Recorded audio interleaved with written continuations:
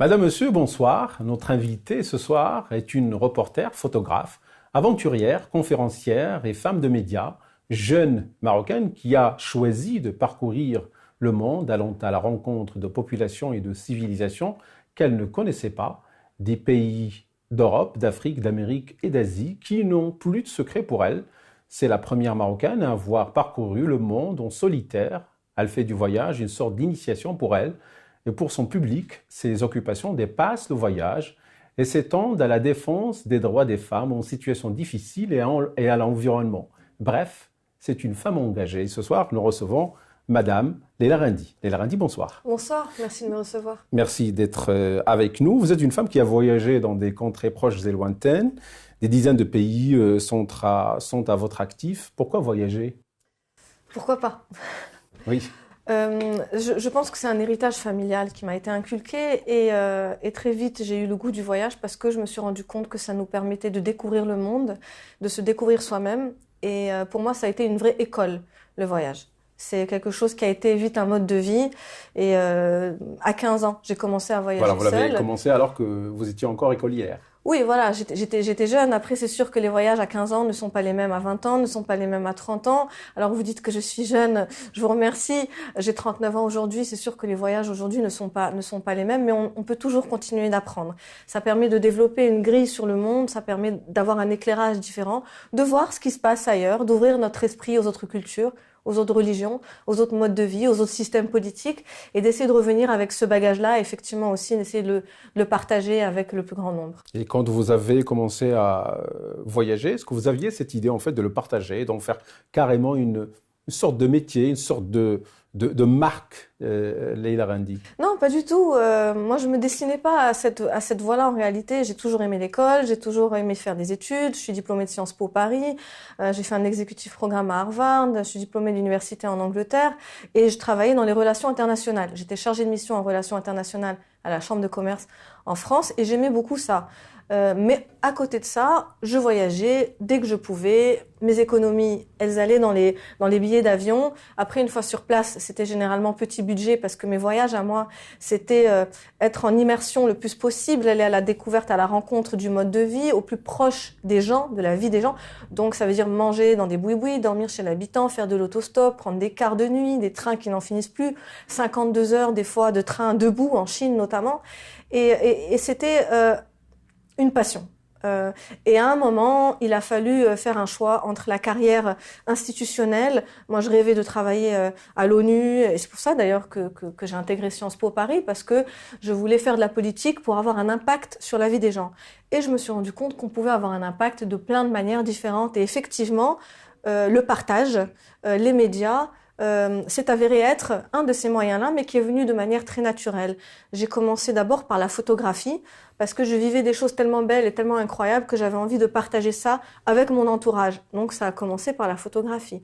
Puis après, en Thaïlande, en 1999, le temps passe vite, j'ai commencé à filmer. Et donc j'ai appris sur le terrain, à écrire, à prendre des photos, et à filmer. Petit à petit, j'ai proposé des collaborations avec la presse et puis les choses se sont faites. Et quels sont les pays qui vous ont le plus marqué?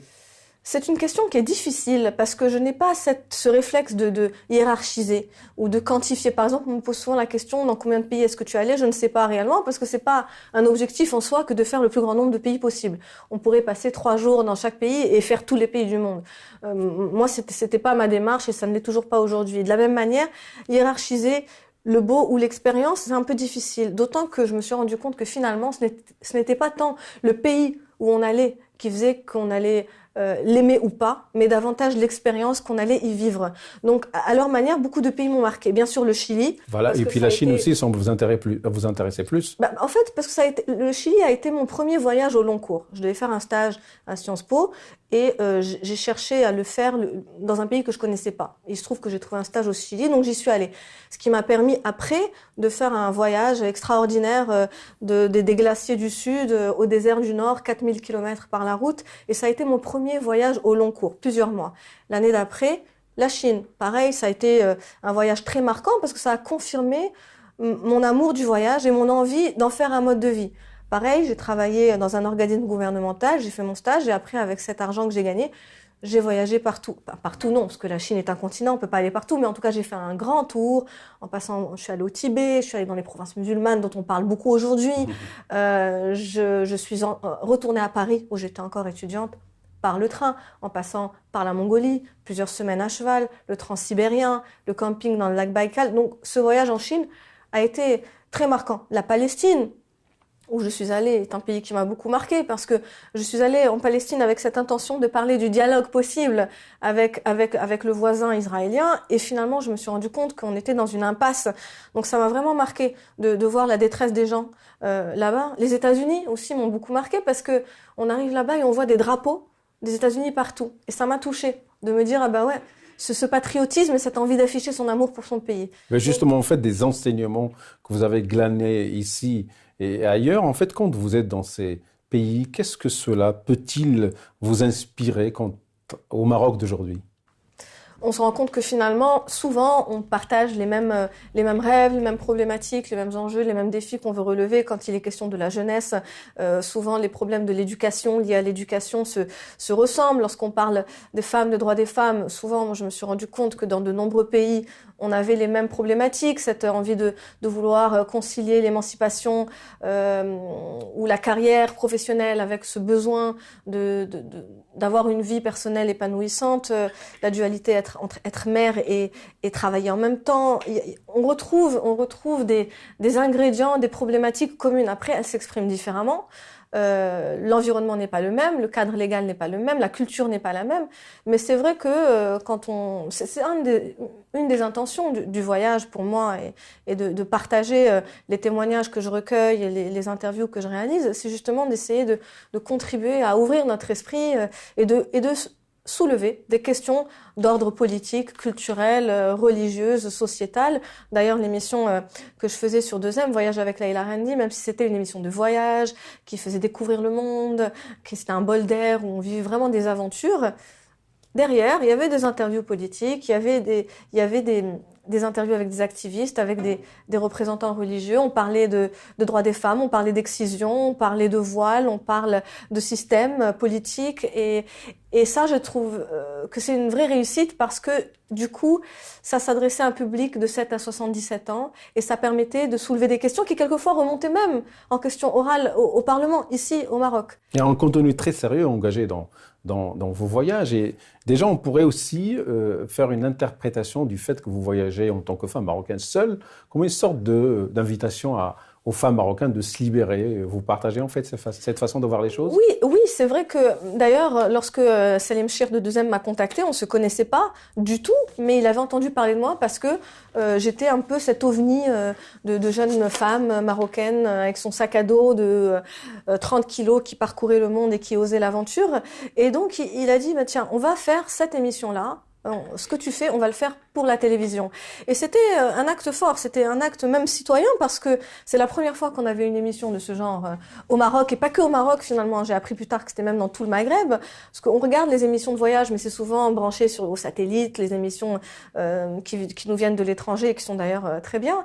Et le fait qu'on ait nous au Maroc notre émission portée par une femme qui voyage seule, c'était mine de rien un acte citoyen.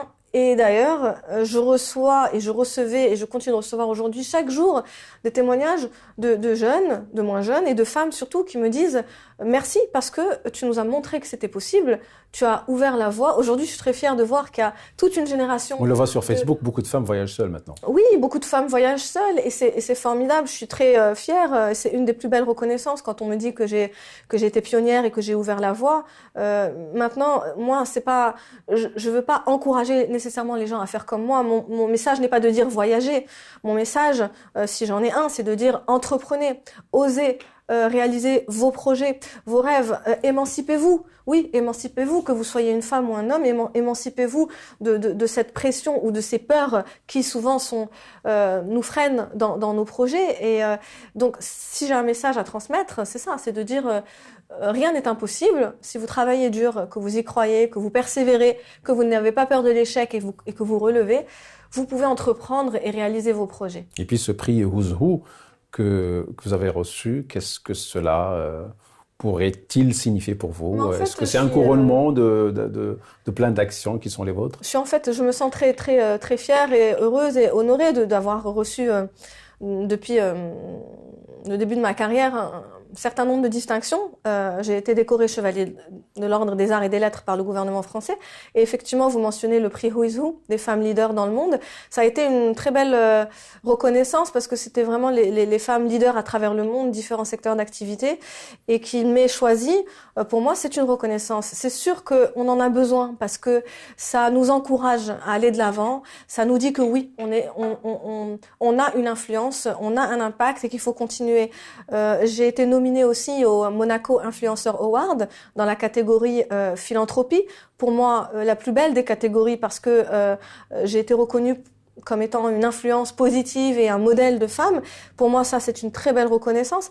Maintenant, la plus belle des reconnaissances, comme je le disais tout à l'heure, c'est finalement les témoignages que je reçois de la vie réelle, des gens réels qui me disent « Moi, je m'appelle Semia, voilà ce que j'ai pu faire grâce à vous, vous m'inspirez chaque jour. » Ou bien quand j'ai le cafard ou quand j'ai un peu peur, je pense à vous, je regarde vos émissions, je regarde ce que vous faites et ça me donne envie d'avancer. Pour moi, c'est ça les plus belles reconnaissances. Et vous invitez les femmes à lorgner le leadership. En fait, dans une société comme la nôtre au Maroc, est-ce que c'est difficile? C'est certainement difficile.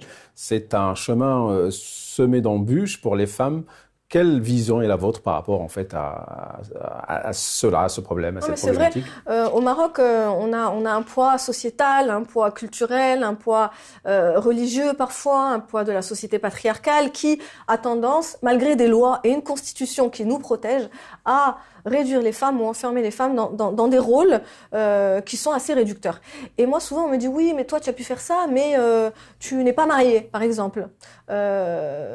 Oui, mais toi, tu as pu faire ça, mais tu n'as pas d'enfant. » Voilà. Je suis mariée, j'ai des enfants, et je leur dis « On peut. On peut être femme, épouse, mère, marocaine, arabe, musulmane, maghrébine, africaine, et être libre. Être libre de voyager, de travailler, de croire, de ne pas croire, de se déplacer.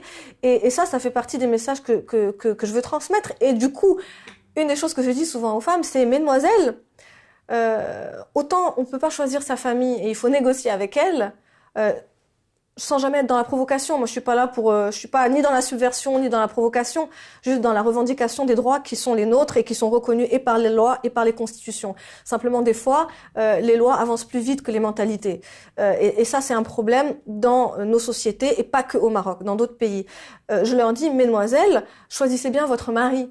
C'est tout bête à dire, mais c'est essentiel parce que le mari, il doit justement être un partenaire et il doit encourager les femmes à s'émanciper, à se développer, à se réaliser. Il doit les tirer vers le haut et pas le tirer vers le bas. Et souvent, j'ai des témoignages de femmes qui me disent « Moi, je rêve de faire ci ou de faire ces études ou de faire ce métier, mais mon père ou mon frère ou mon mari ou mon voisin, on ne sait pas ce qu'il a à faire dans l'histoire. » Mais quelquefois, c'est ça, c'est la société qui m'en empêche. Et là, je dis, si vous y croyez dur comme fer, essayez de réaliser vos projets. Voilà, et puis on vous donne le surnom de Bent Battuta, en fait en référence à Ben Battuta, qui est le voyageur légendaire marocain qui a vécu il y a quelques siècles. C'est une grande responsabilité. Oui, ça c'est un... Vous connaissez l'homme déjà, il sert ici?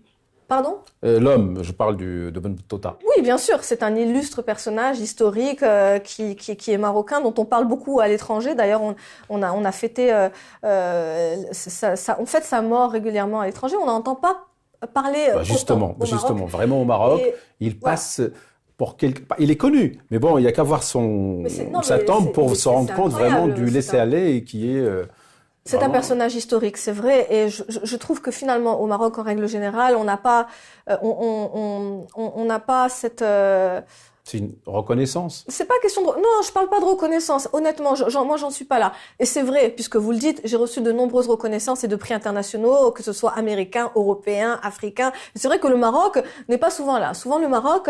je parle de cette reconnaissance posthume, mais en moi, fait. je parlais pas de ça. Je parle plus de l'histoire. On a des choses exceptionnelles dans notre histoire, mais on ne la transmet pas. Et je trouve ça dommage parce qu'on gagnerait vraiment à se réapproprier notre histoire, notre identité plurielle. Le Maroc n'est pas que arabe, il n'est pas que musulman. Le Maroc, il a été beaucoup de choses. Il est berbère, phénicien, influence juive, c'est carrefour des civilisations, méditerranéen. Et quelquefois, on a tendance à réduire l'identité à ça. Ce qui est à l'origine de nombreuses incompréhensions ou de nombreux conflits.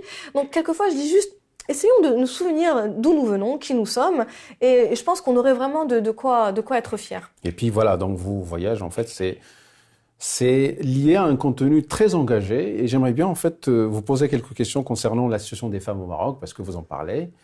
Et quel regard portez-vous sur la femme marocaine? Moi, je suis très fière de voir qu'il y a des femmes pilotes de ligne, des femmes chirurgiens, des femmes dans tous les secteurs d'activité, des femmes ministres. Aujourd'hui, même s'il y a des femmes ministres, quand j'ai vu la dernière photo du gouvernement, je voyais les quelques femmes qui étaient là, on les voyait presque pas, elles étaient en arrière-plan. Moi, je voudrais qu'elles soient devant, je voudrais qu'on les montre plus, je voudrais qu'il y en ait plus, je voudrais qu'elles aient des portefeuilles qui ne se cantonnent pas à celui de l'artisanat ou de la solidarité, parce que les femmes sont bien sûr légales et capables d'avoir des portefeuilles ministériels, des affaires étrangères ou de l'intérieur. J'aimerais bien qu'on aille vers ça. Donc, je suis très fière parce qu'elles sont présentes partout. Oui, mais n'importe quel poste, en fait. N'importe quel poste. Il y a des femmes qui militent pour plus de représentativité des femmes dans la sphère publique, et on en a besoin. Et donc, je suis fière qu'elles soient partout, mais je regrette qu'elles ne soient pas assez visibles. Moi, je crois vraiment au pouvoir du modèle et au pouvoir et l'influence des médias. Donc, je pense qu'il faudrait qu'elles soient plus présentes et plus visibles. Et la situation des femmes... comme je le disais tout à l'heure, on a des lois, on a une constitution qui bien sûr, il y a encore des améliorations à faire. On parle régulièrement de certaines revendications légitimes, pas que des femmes, mais pour le droit des femmes. Mais déjà, essayons déjà juste d'appliquer les lois existantes. Et c'est déjà, par exemple, la réforme de la Moudouena, quand on s'en rend compte, sur le terrain, elle peine à être appliquée. Pourquoi? Parce que les mentalités ne sont pas encore là, parce que les lois doivent être appliquées à la fin par des hommes qui ne sont pas toujours convaincus ou qui ne veulent pas toujours laisser leur place, parce qu'au final, si on veut être légal, il faut aussi laisser sa place aux femmes, et c'est pas encore le cas. Donc, je pense que l'état de droit, c'est important. Il y a encore des progrès à faire, bien sûr. Régulièrement, on demande des réformes de certaines lois. Mais l'état d'esprit, c'est peut-être encore plus important.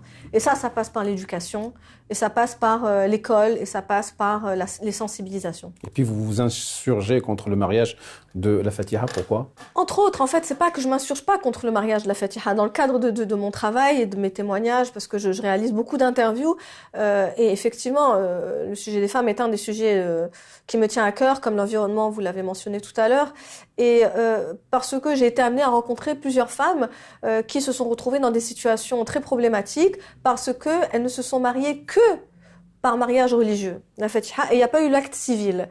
Pourquoi? Parce que le mari disait on a le temps de le faire, on le fera demain, ou bien il faut que j'arrange des papiers et quoi. Et finalement, ce sont des cas où les hommes profitent de l'amour ou de l'innocence ou de la naïveté de leur compagne pour finalement ne jamais faire d'acte civil. Et ce sont des femmes qui, du jour au lendemain, une fois que le mari a fini de s'amuser le temps d'un été et est reparti vaquer à ses occupations, elles se retrouvent divorcées sans être vraiment divorcées, d'avoir aucun statut, aucune protection, et ça donne lieu à des cas très compliqués. Donc en fait, je me suis pas insurgée contre le mariage, la Fatiha, je me suis insurgée contre le mariage dit de jouissance, où des hommes profitent des femmes et les laissent dans des situations très compliquées, dans des sociétés où une femme qui n'est plus vierge est stigmatisée, où une femme divorcée est aussi stigmatisée, et où c'est très compliqué.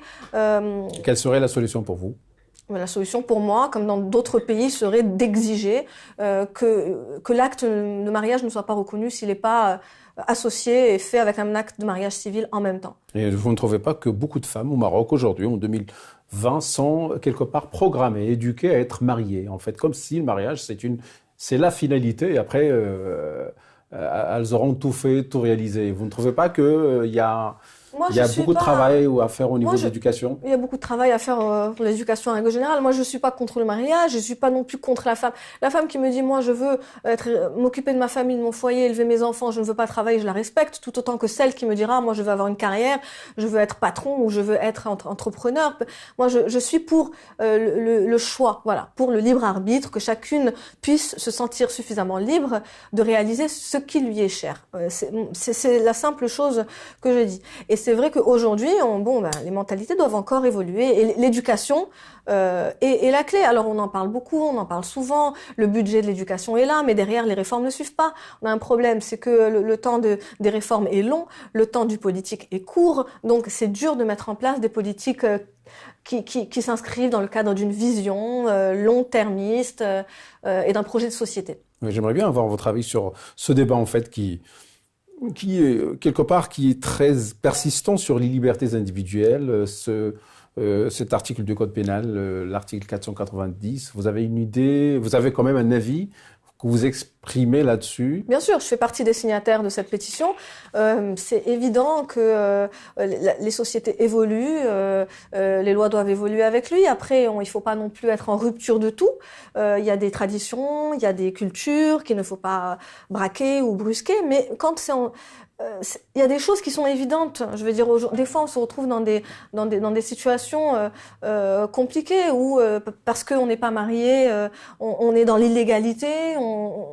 C'est compliqué et ça relève et ça souligne une certaine forme d'hypocrisie parce qu'au final, la société tout entière subit ça. Simplement, c'est chouma, il faut pas le dire, ou ça serait contraire à la religion. Moi, je pense que des fois, on est un petit peu trop rigoriste sur notre façon d'interpréter la religion et qu'on gagnerait à respecter la religion, respecter nos traditions, mais se respecter aussi soi-même.